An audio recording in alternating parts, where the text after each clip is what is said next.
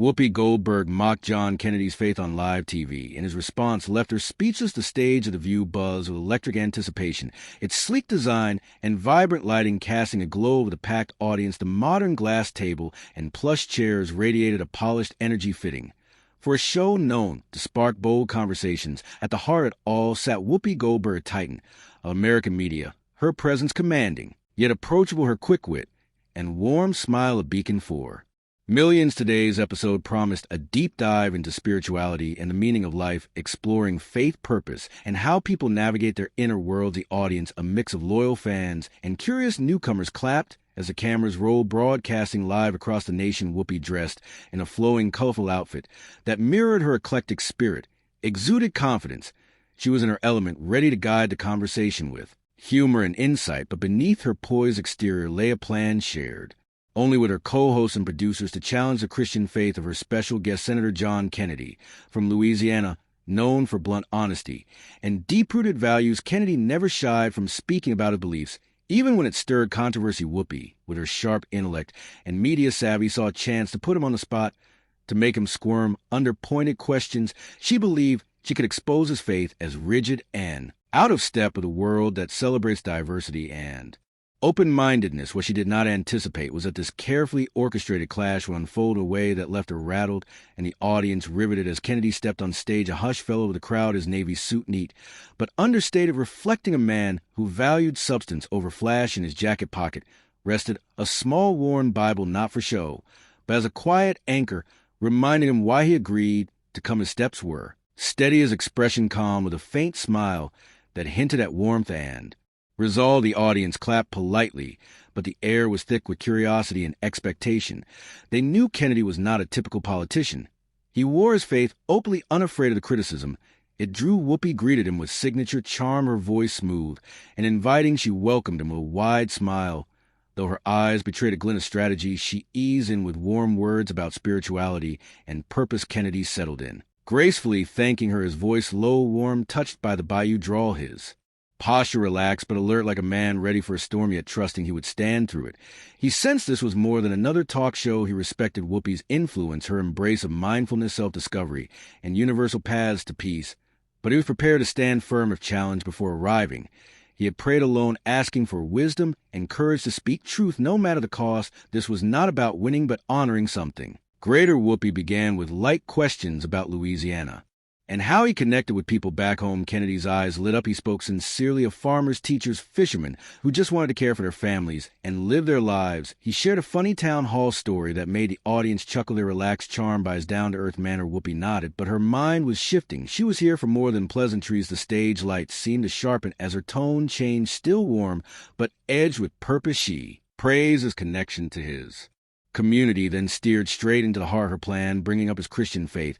She asked, in a world as diverse as ours, with Buddhism, meditation, even no religion at all, didn't he think it limiting to claim there was only one path to truth? The question struck hard. The audience fell silent, eyes darting between them. Some leaned and intrigued, others shifted uncomfortably, knowing this touched a nerve in a culture that prizes inclusivity. Such an idea was provocative. Whoopi knew what she was sure Kennedy would either double down and appear narrow or soften and look weak. She leaned back confident. She had trapped him, but Kennedy did not flinch. He met her gaze and turned to the audience, eyes warm, steady, like he was speaking to each person directly.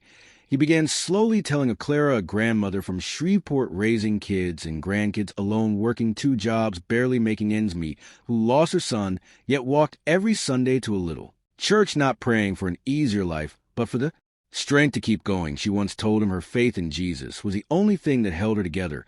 When the world tried to tear her apart, the story rolled through the room like a quiet wave, its simplicity cutting to the show's polished energy. The audience, accustomed to sharp debates and quick sound bites, felt the raw truth of Clara's struggle. Some dabbed tears, others nodded, pulled in by Kennedy's unpolished sincerity. Whoopi had not expected this. She was prepared for a theological argument, not a story that grounded faith in daily grit. Her smile tightened. She tried to pull it back, thanking him, but pressing again that believing in only one path was not too rigid for a world full of choices. Her questions sharper. Now the audience murmured, some nodding with her point. She was, after all, a champion of free paths and open roads.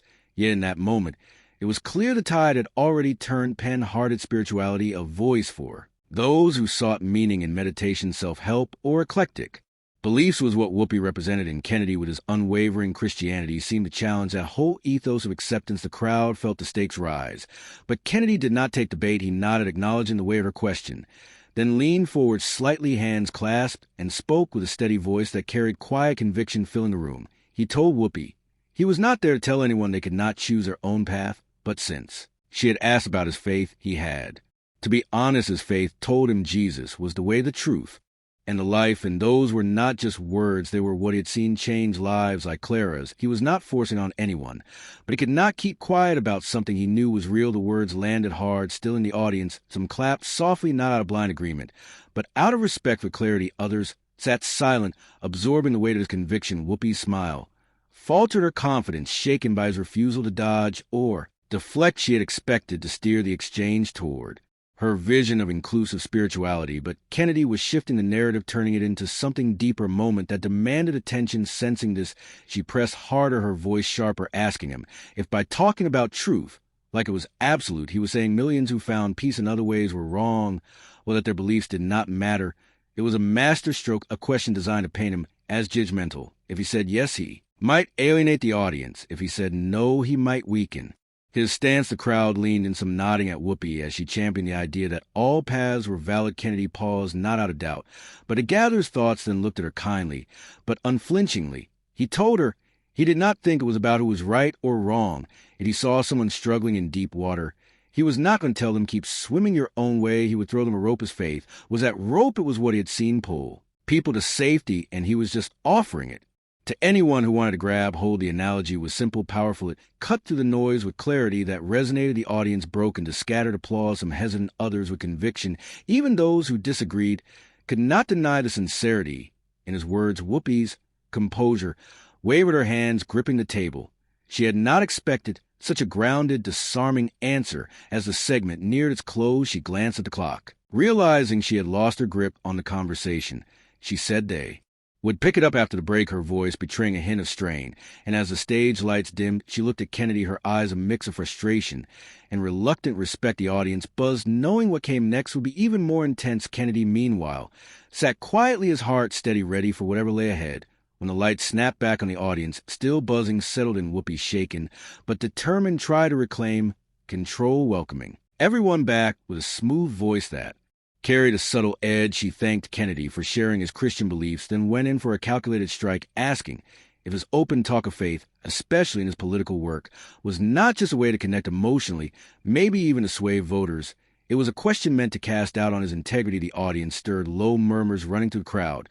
But Kennedy did not hesitate. He pulled from his pocket a small worn paper, held it like it anchored him, then set it on his knee and told Whoopi about Eli, a boy from Lake Charles who at 9 had been battling a heart condition his whole life. His mom wrote Kennedy after a speech about faith, saying Eli looked at her and said, if that man says God's with me, I can keep going. Kennedy paused, meeting the audience's eyes, not to manipulate, but to share the weight of Eli's story, saying he did not tell that to win votes. He told it because kids like Eli needed something real to hold on to his faith. It was not a strategy. It was why he showed up.